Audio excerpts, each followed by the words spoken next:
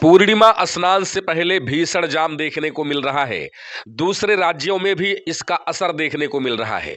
41 करोड़ से अधिक श्रद्धालुओं ने डुबकी लगाई है। नमस्कार, आदाब, मैं जुनैद सोनू आप सभी का स्वागत करता हूं अपने चैनल VT सुपर फास्ट में। आशा करता हूं कि आप सभी लोग बहुत ही अच्छे होंगे। प्रयागराज महाकुंभ 2025 में पूर्णिमा स्नान से पहले जबरदस्त भीड़ उमड़ पड़ी है, जिससे शहर के प्रमुख मार्गों पर भारी जाम लगा हुआ है। अब तक 41 करोड़ से अधिक श्रद्धालु संगम में पवित्र डुबकी लगा चुके हैं। काशी विश्वनाथ और अयोध्या के राम मंदिर में भी भक्तों की भीड़ लगातार जारी है। भक्तों की भीड़ लगातार बढ़ रही है। प्रयागराज महाकुंभ 2025 के दौरान पूर्णिमा स्नान से पहले जिले की सीमाओं पर भीषण जाम की स्थिति उत्पन्न हो गई है।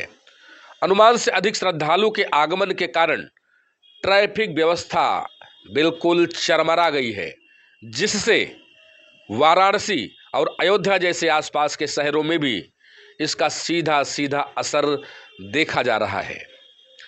प्रयागराज में नए पुल से लेकर नैनी तक लगभग 5 किलोमीटर लंबा जाम लगा हुआ है, जिससे वाहनों की आवाजाही बहुत ज़्यादा प्रभावित हो रही है। प्रयागराज महाकुंभ के कारण काशी विश्वनाथ मंदिर और अयोध्या के राम मंदिर में भी भक्तों की भारी भीड़ उमड़ पड़ी है। लोग वहां से अन्य मंदिरों के दर्शन भी कर रहे हैं। जनवरी के अंतिम सप्ताह से ही इन धार्मिक स्थलों पर भक्तों की लंबी कतारें देखी जा रही हैं। इन दिनों काशी विश्वनाथ मंदिर में बाबा के दर्शन के लिए 2.5 से 3 किलोमीटर तक की लंबी लाइन लग रही है, जिसमें भक्तों का उत्साह देखते ही बनता है। आने वाले सप्ताह में भी काशी विश्वनाथ मंदिर में कुछ इसी तरह की भीड़ रहने का पूरा अनुमान भी है कि इसी तरह की भीड़ आगे हो सकता है। 13 जनवरी से शुरू हुए महाकुंभ में अब तक उत्तर प्रदेश सूचना विभाग के अनुसार 41 करोड़ से अधिक श्रद्धालु पवित्र डुबकी लगा चुके हैं। महाकुंभ के 27वें दिन तक या कहे कि 28वें दिन तक संगम में स्नान करने वालों की संख्या 40.68 करोड़ तक पहुंच गई थी और ये संख्या लगातार बढ़ रही है। जब तक वीडियो बने हो सकता है 42 करोड़ 43 हो जाए। श्रद्धालुओं की बढ़ती संख्या के कारण प्रशासन को सुरक्षा और यातायात प्रबंधन में कई चुनौतियों का सामना करना पड़ रहा है। भीड़ को नियंत्रित करने के लिए बाहरी वाहनों की एंट्री 9 फरवरी तक प्रतिबंधित कर दी गई थी। आप सभी लोग जानते हैं आज 10 तारीख है और बाहर से आने वाले वाहनों को अंतर जनपदीय डाइवर्जन पॉइंटों पर पार्किंग में खड़ा कर मेला क्षेत्र जाना होगा, यानी पैदल अब चलना ही चलना है। महाकुंभ के दौरान कई प्रमुख हस्तियां भी संगम में डुबकी लगाने के लिए पहुंच रही हैं। हाल ही में जिन्होंने डुबकी लगाई एक्टरों में उनमें राजकुमार राव, ईशा गुप्ता और संजय मिश्रा ने भी संगम में स्नान किया और अपने अनुभव को शेयर किया, अपने अनुभव को साझा किया। इन हस्तियों की उपस्थिति से महाकुंभ का आकर्षण और बढ़ गया है। माघ पूर्णिमा 12 फरवरी 2025 तो महाशिवरात्रि 26 फरवरी 2025 इन तिथियों पर भी भारी संख्या में श्रद्धालुओं के पहुंचने की उम्मीद की जा रही है, जिसके लिए प्रशासन ने विशेष तैयारियां भी की है, क्योंकि ये 2 दिन काफ़ी खास है और एक कहीं ना कहीं प्रशासन के लिए भी बड़ी चुनौती है। महाकुंभ के दौरान ट्रैफिक जाम से बचने के लिए प्रशासन ने श्रद्धालुओं को सार्वजनिक परिवहन का उपयोग करने की सलाह दी है, यानी कोई आए तो फिर दूसरे की गाड़ी से न आए। साथ ही पार्किंग स्थलों की जानकारी पहले से प्राप्त करके और निर्धारित मार्गों का पालन करके यातायात की समस्याओं से बचा जा सकता है। महाकुंभ हिंदू धर्म का एक प्रमुख धार्मिक आयोजन है, जिसमें देश विदेश से करोड़ों श्रद्धालु संगम में स्नान करने आते हैं। मान्यता है कि इस पवित्र स्नान से सभी पापों का नाश होता है और मोक्ष की प्राप्ति होती है। प्रयागराज में गंगा, यमुना और सरस्वती नदियों के संगम पर आयोजित होने वाला ये मेला आस्था, संस्कृति और परंपरा का प्रतीक है। वैसे तो मेले की बात की जाए तो जब ये शुरू हुआ तो उसके बाद तकरीबन 13 जनवरी से शुरू हुआ था। उसके बाद बहुत सारे लोगों को देखा गया और सोशल मीडिया के माध्यम से आस्था से ध्यान भटकाने की भी कोशिश की गई।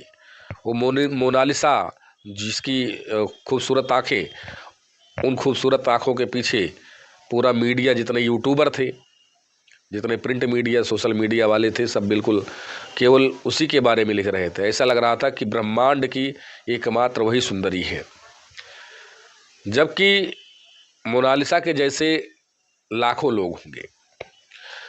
सुंदर है, सुंदरता का गुणगान होना चाहिए, लेकिन उसको इस प्रकार से उसको इतना हाइप नहीं देना चाहिए कि एक तरफ जहाँ वहाँ जो है धर्म का विषय है और धर्म की बातें ना होकर के तमाम इंटरटेनमेंट की बातें होने लगे, तो ये फिर आगे हम लोगों के लिए अच्छा नहीं है, धर्म के लिए अच्छा नहीं है।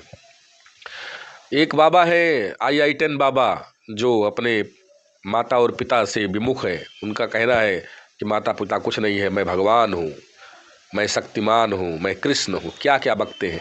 तमाम ऐसे बाबा आए वहाँ, जो है तमाम बाबाओं को आप लोगों ने देखा होगा। अच्छा, आप लोगों ने ये भी देखा, कुछ बाबा जो आए हैं, लगता है कि नहीं वास्तव में वो सिद्धि प्राप्त कर चुके हैं या सिद्धि प्राप्त करने की प्रक्रिया में है, लेकिन कुछ लोगों को देख करके लगता है कि बनावटी है। हालांकि मैं किसी धर्म पर उंगली नहीं उठाता, क्योंकि मैं स्वयं एक धार्मिक व्यक्ति हूँ, तो इसलिए मेरा उद्देश्य ये नहीं है कि कोई जो है किसी बाबा पर मैं उंगली उठा रहा हूँ। लेकिन रावण जब माता सीता को हर कर ले गया था, तो बाबा का वेश उसने क्यों रखा था?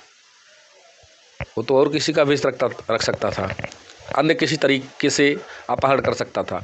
लेकिन रावण ने ये बताया था बाबा बन करके कि कलयुग में जो बाबा आप लोगों को नजर आएंगे, उनकी पूजा करिए, अर्चना करिए, लेकिन उनसे सतर्क भी रहिए। आप उन बाबाओं की पूजा कीजिए, उनकी अर्चना कीजिए, उनको महत्व दीजिए जो सर्व कल्याण में लगे हों, जो सबका कल्याण चाहते हों। वो अपना निजी का जो है स्वार्थ उनका ना जुड़ा हो, उनसे आप लोग जुड़िए।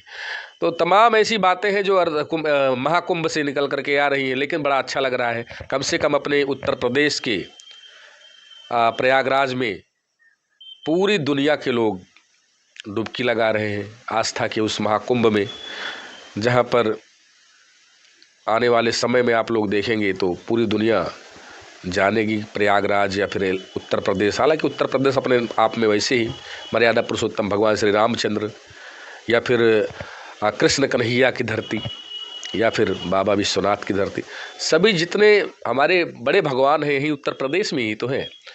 तो ऐसे में हम सभी लोगों को कहीं ना कहीं अपने जीवन को ये समझना चाहिए कि हम लोग ऐसे भूमि पर हम लोगों का जन्म हुआ है जो अपने आप में देव की नगरी है, जो अपने आप में भगवान की नगरी है।